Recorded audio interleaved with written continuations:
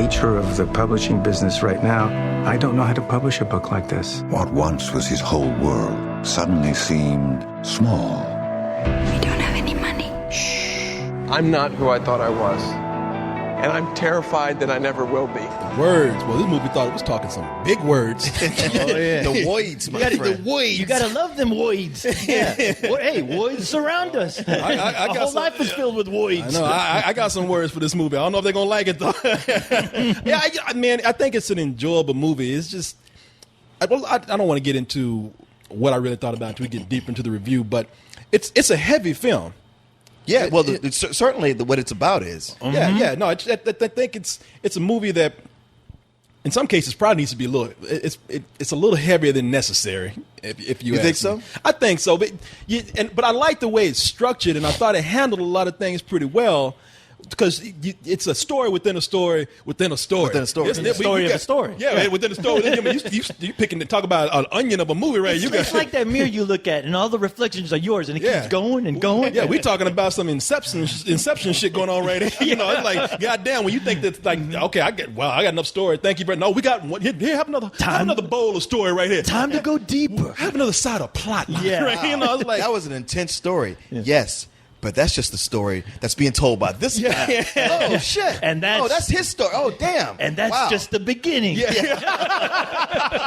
And that's how the movie ended. And that's just the beginning. No. Which is funny. There's actually a scene when that happens in this movie. He's like, you think damn. you know it all, but this is just the beginning. I'm Jesus like, Christ. I'm like, damn. What time is it? Hey, I can't be out here all day, old man. I know. When is Neo going to come out and tell me that there's another reality under here? Neo and Colonel Sanders. Yeah. Neo and goddamn Lawrence Fishburne, you know this. Oh, this movie right here. This is not the reality you think it is. But wait, we got more. No, goddamn it, I got enough. But what you have here, while we're saying that this is a story within a story, is because the movie starts out with Dennis Quaid, who plays an author named Clay Hammond, who is reading to some people. You think, okay, well, what is Dennis Quaid's story? Well, it turns out it's not really Dennis Quaid's story. We are watching the movie of the story that he's reading to his public, to his fans. He's doing a reading for this new book that he's released. And the big story that we're getting, the main story, is about Bradley Cooper, who plays a guy named Rory Jansen.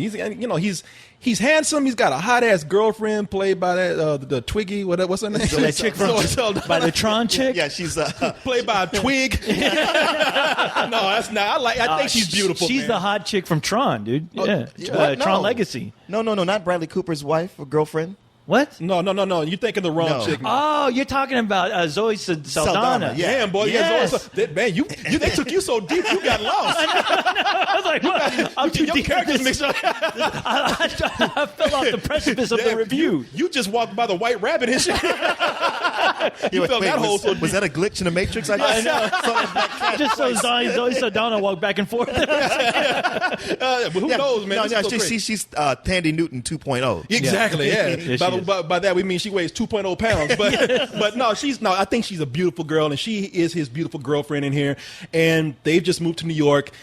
Thing is, he's an aspiring writer, which means He's a writer. Yeah, you got to put your hand up with a claw. Yeah. He's a writer, which means he's broke. Ain't got no money. They're pretty much living in a flop house, practically. Their bathroom, this the kind of, I put it this way. Do you know when you broke, when you got to hear the other person take a shit because there's only a curtain pad, that closed the door to the bathroom. Yeah. But they're living in this kind of house, and he's borrowing money from his father, played by J.K. Simmons, saying, I'm going to make it one day. I'm going to make it, Dad. Now, if you could just loan me some money. Look, I can't keep doing this. You got to be a man. You got to grow up. You got to make your own money. And you know what, Pop? It's not about money. You're always trying to run my life. I'm trying to be a writer. I'm trying to do something, man. You can't keep putting me down. Yeah, get out. You're tearing me apart. Now, you can go ahead and sign that check. Yeah, I know, right? I was like, is this Peter Parker or Jonah Jameson thing going on right here? here? Like that. Yeah. Hey, you gotta get out and get a job. You gotta quit living this pipe dream. We gotta realize something when we reach our limitations. Yeah. He's like, go get more pictures of Spider-Man. Well, what I think is funny is like it opens with him already like giving us like accepting an award for his writing, giving a speech, but it backs up to this point where his dad's like all like, man, this might just be a dream and you might not have it, and you gotta go like, man, the old man's putting him down, but he's going to show him one Oh, yeah, day. he- You're going to see that he's got true talent. Because with movie, we do see it. He's a successful writer. So it's like, hey, man, get the fuck off his back and give him the money. Yeah, God you damn. don't know what your son is capable of. Crushing this guy. Just wait and see. Have you seen the piece of ass he's walking with? Yeah, exactly. If you could don't see get it. that for being a loser right there. I know it's hard to actually see, you do, but But yeah, as it turns out. But as it turns out, his father might have been right because he keeps getting rejection letter after rejection letter, and we're thinking, oh well, of course he's going through whatever other writer went through. He's collecting rejection letters. Oh, I'm gonna be something, but a few years later, when you have a whole wall of rejection letters, it's kind of like, yeah, you ain't gonna succeed. No, at this. it's that time when you got to become that 40-year-old guy working in fast food, just like me. However, they get married. This couple, they get married. And they take a honeymoon in Paris. While they're in an antique store, they find this bag and A satchel. Satchel and. What's her name? What's that girl's name? Zoe Saldana. Zoe Saldana says, "You know what? You look smart with. I'm gonna get that for you." They take it. They go home. He starts like pulling through there and looking through it and picking shit out of there. And he finds this manuscript. He starts to read it, and he's thinking, "This is amazing." It's so amazing. Like it gives him perspective on how shitty of a writer he is. He's one of those where you go like, "Wow, this is like I just found one of Mozart's symphonies. I could never, on my best day, write anything half. You know what? He realized how much this tells him that he sucks so bad that he has to type this manuscript over to feel like he's worth the shit. At the end of the manuscript, I think there was a page that said, "You suck." And by the way, you suck, loser. But he just says, "Fuck it, man. I'm never gonna be able to write like this, so I'm just gonna copy this to make it." To see what it feels like to write something like this. Because there's no name on it, no anything. Right. Yeah, It's just written words. Yeah, so he finds that, and so is Zoe Saldana. She comes up to him the next day and she's crying. She's like, I gotta talk to you. He's like, oh shit, were you pregnant? Did I fuck up? What happened? She's like, no, that book you wrote is so amazing, baby. I love you. The gates- I'm gonna fuck you 3 times. Yeah, the gates of her vagina opened up. And it glowed. Yeah, I know. The wire came out. Jesus came out, and we accept Not you. only that, but she's like, yeah, that other shit you wrote. Yeah. I mean, she really was. She's like, this. I didn't know you had this in you. Because I got to be honest with you, all that other stuff you did before was bullshit. I thought that shit was Mad Libs. Yeah, but this shit right here, baby, that pop-up book you had right there, hey, that's nothing compared to what you got right. But yeah, and at this point, he begins to that's when he starts to get pulled in. He begins to feel a little bit of what it's like to be what he wanted to be, and he can't turn it down. He takes it, gives the manuscript to this publisher at this company that he's working at. By the way, he's a male guy. He's a copy boy. Yeah, he's a copy guy. He's not an author. He goes and gets Jimmy Olsen's lunch. Exactly. Yeah. He's just a tracer. Yeah, he's a chump. He's a bum. Yeah, nobody. But and he takes it to the editor there, and the editors, of course, is like, hey, we want to represent you. You can see what's happening here. He gets fame, fortune. He's heralded as one of the brightest writers out there. He's getting awards. He's probably going to get the Pulitzer one day, because now Pulitzer, because the thing is what I always say. You can fool people. All that shit that people saying, oh, people never buy this. All of a sudden, he's a genius, and this is genius work, all based on that previous manuscript that he found. Now, everything is going well, except throughout the movie, we've been seeing this creepy old guy in the background just hanging, just and it's chilling in the Slender Man. background. Yeah, looking like Slender Man, that trench coat on and got a hat and shit. And I was thinking more like Dark Man. Exactly. I was thinking more like a goddamn child pedophile. He got that trench coat on and shit. But So, I read your book. yeah, he's like, well, I'm not a pedophile, but I guess if you think about it, Bradley Cooper would be a child by my age, so I'm gonna jerk off to him. But no, he's hanging out in the background, and you wonder what is it with this old guy in the background. You know what it is. But you can see what's coming, people.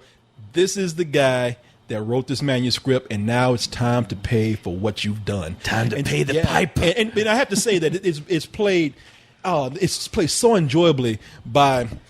Okay, Jeremy Irons. Jeremy Irons. I was going to say, help me. Jeremy Irons. Yeah. Line. Yeah. No, Jeremy. It is played so wonderfully by Jeremy Irons. I do have a story. Very good story. Now, I know you get this line all the time, but I think you'll like the story. If I was to tell you the story and you wrote it, well, then maybe you could give me a little credit. Well, that wouldn't be fair, would it? Have a good day. It's about a man who wrote a book and then lost it, and the pissant kid who found it. He is. Magic. Yeah, oh, There was a time when I thought Jeremy Irons was like the greatest living actor of his time. And then something And happened. then like something happened in his career. Like it's called Dungeons and Dragons. But by the time he did Dungeons and Dragons, he was just like not getting roles anymore. It basically was like, shit, I gotta fucking eat. Dungeons and Dragons, okay. Sure.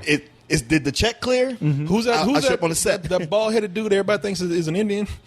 I think is it? Ben Kingsley? Oh yeah, he joined the Ben Kingsley Club. Yeah. But so it was great to see him like back in his doing Full what he form. does best. Yeah. I mean, he really was. He was. I mean, he was the super highlight for me out of this whole movie. Yeah, And he knew how to play it, but not overplay it. If you wonder what the other story is, because you're like, but wait, you just gave us 2 stories. You promised us Hey, more. you got to go see the movie. You got to see the movie. But I will say this much, that when Jeremy Irons, his old man character, starts to get the story of this manuscript, then we get a period piece there. I see. This is what I'm saying. There are so many heavy things in this story because the period piece is the heaviest part of this. This movie is so. Now I don't know what you guys thought, but for me, this material is just so predictable that I don't think it merits the weight of the heaviness of what they're trying to do here. All this drama that they have. I don't. And I have to tell you that there is something going on with Dennis Quaid, and that was him, and that's the girl from Olivia Wilde. Yeah. Olivia Wilde. Yeah, there's something going on with him, and there's in a fan, this girl who's come to listen to him rather a little too intensely to his readings, and she's really into him. And there's a story there, and I'm thinking now that's played out like a stage play. That's way too staged for whatever's happening here. If I can guess what's happening here, people don't talk like this. They just come out with it. Oh, that didn't bother me. Yeah, I have to admit that didn't bother me either, because I mean the meat of what that movie was, it didn't seem like she did seem pretty much like an obsessed fan. I mean that's all Yeah. it was. Who knew what she was doing by she was throughout the whole movie she's pretty much shaking her ass to Dennis Quaid, but I mean that's not the soul of the movie. She's a girl who's like, yeah, I'm hot and I know how to work it when I need to. You know what? I don't know. I really like this movie a lot, and I think part of it is that I'm just so happy to have an adult movie finally. It's like after this whole summer, I was like, oh wow, they do still make movies for adults. I can't believe it. It is. I think it's subtle in a lot of ways. Having the story within the story. I think it's great that like Bradley Cooper seems to be the guy you get when you have a movie that's based on a moral dilemma. Because a lot like Limitless, where it was that question of like, okay, so if you were faced with this moral dilemma, what would you do? And he's put in that position where it's not like he schemes and goes like, yeah, man, I'm going to just take this and run with it. It's thrust upon him in a way, and at a time when he's vulnerable and down and out, where it just happens so fast, you can see how he kind of goes along with it, and it's like it's too late. By the time he's deep in it, it's too late, and he's just got to ride it out. And that's what's good about it. At least what I found good about it was it is one of those kind of fun moral issues where you're like, am I going to take this script, because obviously there's a place where I need to be, and I need to be at it now. Am I going to do this or not? And once he does, I mean, you already know as an audience, you see it kind of coming, like this is going to come to bite him in the ass. Yeah. I mean, just like with anybody who would do this, at some point it's going to catch up with you, either in your head or the person who you stole it from is going to confront you. Yeah. And that's kind of the cool thing about it, to where the confrontation was the thing that really like woke me up. As far as Bradley Cooper's character, at first I wasn't liking him. I'm like, man, this guy just seems like a whiny bitch.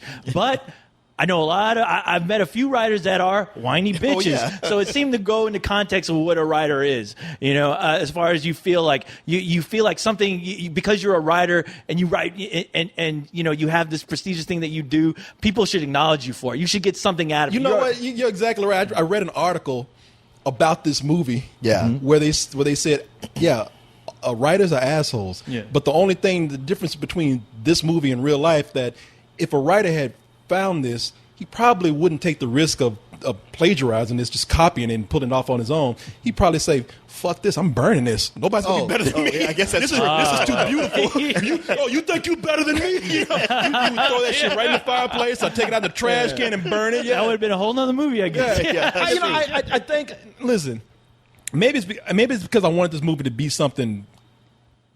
maybe it's I want to be something more relevant to what's happening. I mean, it's just probably just perfect time. And there's been just a rash of plagiarism stories going on. I can tell you 4 people right now who have been recently in the news who have been busted for plagiarism. Really? Okay. Jonah Lehrer, who wrote for the New York Times and was a blogger on Wired, got busted for. I mean, they got him so bad that they said, you know what? Yeah, you plagiarized and made up shit, but you also copied yourself, and we don't like that.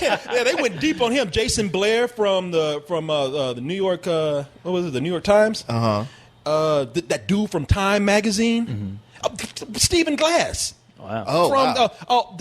There's a dude named Mike Daisy who was on This American Life who just made up shit about how he went over to Foxconn or whatever, that place that Apple had. Oh, yeah, And he just got on yeah. stage and just said, "Yeah, I was there." And Steve right. Jobs was fucking people, was whipping people. Well, and that's shit. a- that's like- they're like, man, you ain't never been over there. Quit fucking lying. Was he ripping off stories or just making shit up? No, That's he was different. he was passing it. Now, this is supposed to be entertainment, but he was passing off as journalism. Right. Like, hey, I actually went there and I'm reporting on this. When people are like, okay, if you were there, what did the wall look like in this room? It was pink. You know? I was too busy watching people get beat. Yeah. But you know, but the great thing about the movie is like I said, the confrontation between Jeffrey Irons. Like when those two guys, Bradley Cooper.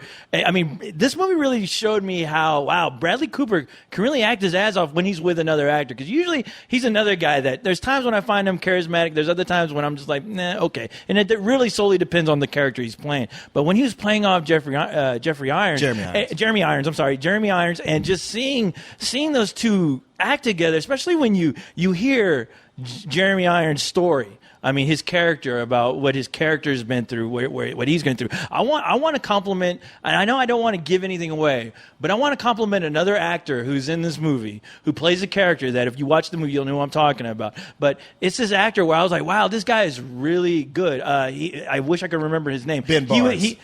Ben Barnes. Did he play the old version of the young man? Yeah, he was. You mean the young version of the old? He was. I didn't know if that was a spoiler. You see, this shit will fuck your mind up. Yeah. I didn't know if that was a went spoiler, too deep. but no, he plays a younger Jeremy Irons. And I mean, while he was telling the story, I mean, I fell in love with that whole sequence. I mean, I was really enthralled. I was wondering what was going to happen to him, and the story he was telling, it got me really engaged, and it made me feel really, really bad for him. I mean, it's one of those movies where at least I saw a little bit, you could see a little bit of yourself in. Sometimes there's little things about it where, you know, sometimes you just kind of give up on something because life takes over. And watching that really had an effect on me, watching that, and I couldn't get enough of it. I mean, my only problem with the movie, though, is the abrupt ending, in a way. It had an ending that I could see what they were doing, but I felt I didn't feel any real sense of satisfaction with the ending. I didn't mind the ending, but I will say, if anything about it felt like a stage play, it was that. The way it cut off, the same way. What was that movie with Christoph Waltz and Jodie Foster we saw last year? Carnivore? Or, I didn't see it. No, I didn't see but it had either. the same kind of like it's based on a play, and it just like cuts off at one point. Yeah. Oh yeah, I know what You know what I'm talking about. Yes. Yeah. And if there's any problem I had was that. As far as it being heavy, there were those times, but every time I felt like, I don't know, it's a bit much, it would kind of pull out of it. I mean, if anything, the score was making it seem heavier than it should have been. It was a little, that score, they kind of leaned on it a bit. I was They're all right, making you fellas. feel, like the slow piano. And I was kind of making fun of it after a while. I'm like, all right, that's about enough of that. See, I'm glad you guys liked it, and because I think it's an enjoyable film. I mean, it's a movie that deals with literary material, and I think the movie's trying to make itself more literary than it needs to be. I just didn't feel it. You got a movie that is heavy drama, but to me, the predictability in it, and just some of the parts that like I said, are just too heavy-handed. It came across more as soap opera. See, it's funny because you're calling it predictable, and that's one of the things I enjoyed about it was how I thought it was not predictable in the way the conflict. You know, seeing how the conflict was going to come together, yeah, you knew that was coming. But then the way it worked itself out, with the paths it took, I was like, okay, that was brave to do this, to not go the way people think, to go that soap opera way. It's like, you son of a bitch, I got you now, and you got to pay me money, or well, that's the I'm part that I really you. enjoyed. Like I said, Jeremy Irons, he gives a performance that pretty much anchors everything else in this movie. I just don't feel like he was in there enough to just make it a great film. Well, I thought the opposite. I want to say that his performance was almost Oscar worthy, just because how much he got me in every time. You really felt bad for this guy in every way imaginable, just about his life, what this book that he wrote meant to him. I mean, he really like gave that off. And he gave it off so much that even what's his face who's playing off him, Bradley Cooper. Bradley Cooper is, he's like on the verge of tears every time he's talking to this guy. I mean, you're like, and you can't help it because you're like, man, that is the biggest bombshell in this movie when you find out that, man, after what he's been told, you're just like, fuck, I feel like an ass. I feel like the biggest fucking ass to walk the earth. It's funny because you think it'd be easy to be like, hey, fuck you, old man. It's mine now. Yeah, but you're just crazy. You feel like, fuck. Oh, it's funny to no. Look, that is a storyline that is great to watch, and once it climaxes for me once the bomb is dropped. But I enjoyed watching Jeremy Iron creeping. Because you don't know what he's going to do. You don't know if he's going to confront him or if he's going to knock him upside his fucking head. I loved hearing you guys in the movie theater, though. Like, every time, he comes creeping around the corner. I mean, we were everyone in that theater was laughing. Like, you just know, yeah. Bradley Cooper, you are fucked, buddy. You really are fucked. You better run. You better write this man a check or something because you got to suffer something heavy and big and bad here. I mean, it's like I said, it's not a bad film at all. Not a bad film at all, I don't think. It just drops the ball in more places than I thought for a movie that aspires to be something greater. I feel like it does. And it misses on more parts than it hits for me. And like I said, even parts where they try to show us something that they want to be greater than what it is there, such as the period piece.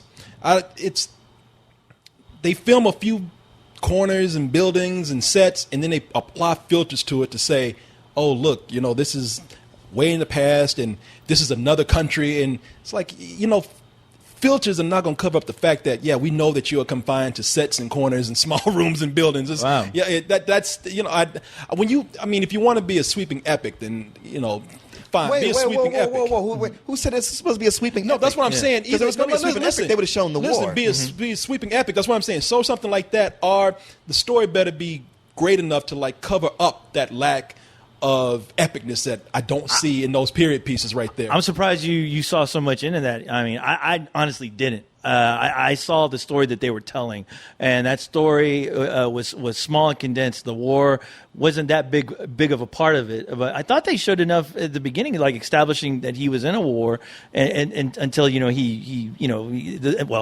said, I don't want to give anything away, but until you see that story progress.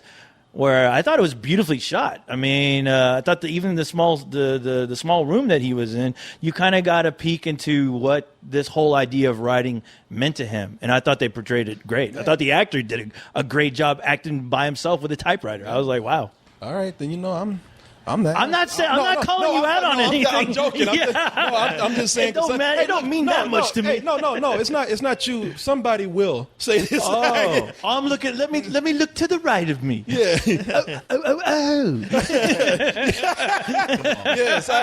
Name calling is not. I'm just saying figuratively. By saying I'm the asshole, I'm just the odd man out here. Is all I'm saying. Right. Yeah, because I'm giving this a high rental. I mean, I enjoyed it, but I wasn't crazy. Bullshit. I was waiting for that. I'm giving it some bullshit. No, it's not bullshit. It's an enjoyable film. I would respect your opinion regardless. Well, thank you, sir. Thank you. Yeah. And I tip my hat to you if I had one. Hey, man. Bullshit. You know what? Fuck him. Everybody sees something different, and can't be faulted for your opinion. For seeing his shit vision. No, man. I love how you're over there like picking apart the upholstery while you're saying that. No, you know what? I mean, everything can be for everybody. I respect that you're true to yourself. But I'm not going to be an asshole about it. See what I tell you. Like I said, it's the movie's not for everybody because you get a lot of people. You come off that high of summer and you wait for the next thing to thrill you. And I don't think this is that. As a matter of fact, it took me about 10 minutes to go like, hey, wait. I got to crank down. And then once I did, I was like, wow, I'm glad to have something like this that appeals on a more intellectual and even artistic level and has something to say.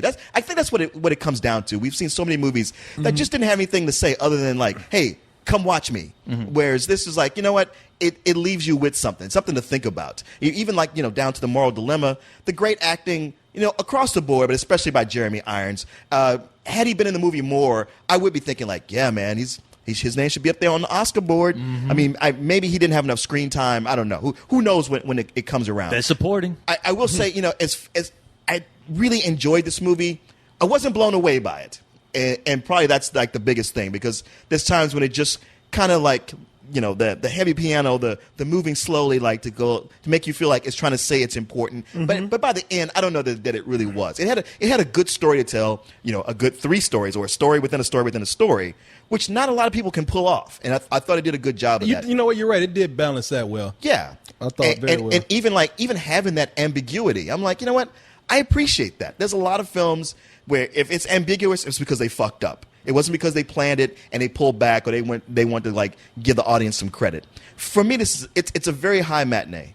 All right. Wow. Yeah, I mean, I wish I could repeat everything you just said. I mean, you pretty much thought said you were on my side. No, this movie had a lot going for it. Like you said, I mean, it's dealing with a subject that I always find interesting. I always find writers fascinating, and especially when writers do something as shitty as just completely steal somebody else's book. How can I not find that fascinating? How can I not wonder what is the outcome of something like that? And this movie pretty much gave me how I would think something like this would play out, and even more, knowing when you get to really know the characters and their backstories and like who they are as people, and that whole moral dilemma of how these people deal with it after the fact. I find those stories completely fascinating, and I love the part when it gets into the period piece. I absolutely love. It may not be the most original story out there, but it had, like I love saying, it had a lot of goddamn heart. It took me to a place where I could believe these characters and their story, and I just found it like completely intriguing. And yeah, the balancing act that they did with all these structures of different stories going on. I mean, there wasn't a second where I ever felt like I was confused about what was going on, or who was supposed to be playing who, or what's going on. Never had any of those moments. The score played a little too much, which, you have a great actor like Jeremy Irons. He doesn't need a score. He can act on his own, and I know exactly what the fuck is going on. And I hope the guy gets some kind of nod or some kind of recognition. But I'm gonna give this, I want to give it a full price.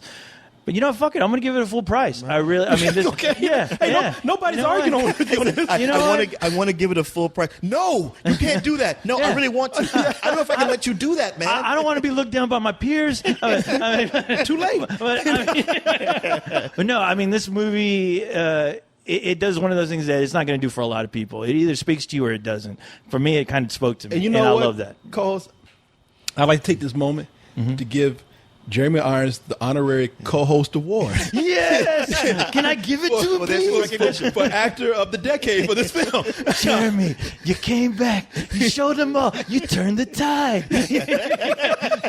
You're a game changer, buddy.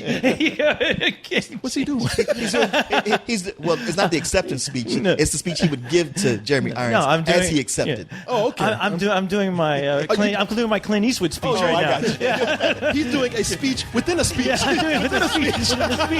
My invisible Jeremy Irons chair. You have to choose between life and fiction. The two are very close, but they never actually touch.